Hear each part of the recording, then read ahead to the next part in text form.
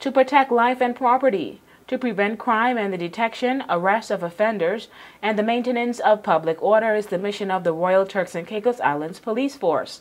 History repeated itself on Friday in Grand Turk at the official ceremony of the reopening of the Royal Turks and Caicos Islands Police Training School. Now in 1975, the first training school was established but later destroyed by fire in 1977. Speaking to our cameras, locally trained Commissioner of the Force Edward Hall said he is overwhelmed and happy to see this project coming to fruition. I am absolutely ecstatic. This is a dream come true.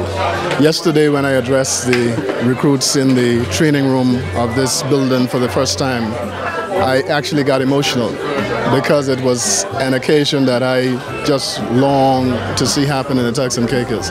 And it is not only because I was trained as a local recruit here in Grand Turk.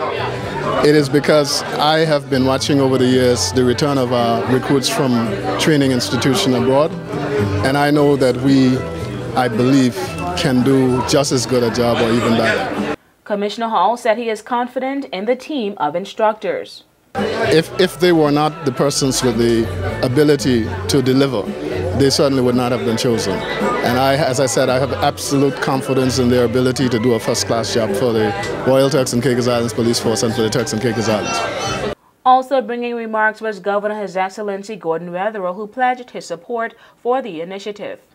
But I was happy to endorse the objective and commend him for having brought it to such a successful conclusion.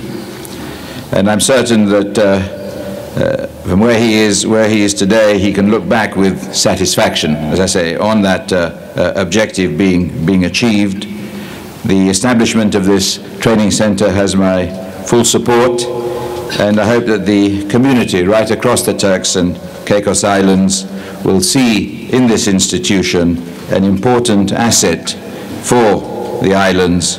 Meanwhile, Training Commandant Assistant Superintendent Wayne Jones reminded recruits that the profession of police officer is not an easy one, and there will be many challenges ahead. But with your determination and commitment, you should overcome most, if not all, of these challenges. For those of you who perhaps have selected this job as your last option, after being unable to acquire your other job preferences, I want you to think hard, as policing is not a last option job. It is a career and should be taken very seriously. The training commandant said discipline is a key component to officers' development, and for the next 6 months, discipline will be enforced. Your freedom of movement is now under our control for the next 6 months. You will now have to ask permission to sit, permission to stand, permission to speak. You can walk to the gate over there, but you have to ask for permission to go through it. I know some of you might ask for permission to catch a cool, but that permission will certainly be denied. After the ceremony, News 4 spoke with Commissioner Hall, who said it is no secret that the Turks and Caicos is going through financial times. He said he don't want the Turks and Caicos Islands name or the Royal Turks and Caicos Islands Police Force to be dragged through the mud, not being able to pay bills. He said if they're going to owe anybody, he'd prefer someone at home. But he said it is not only the financial reasons.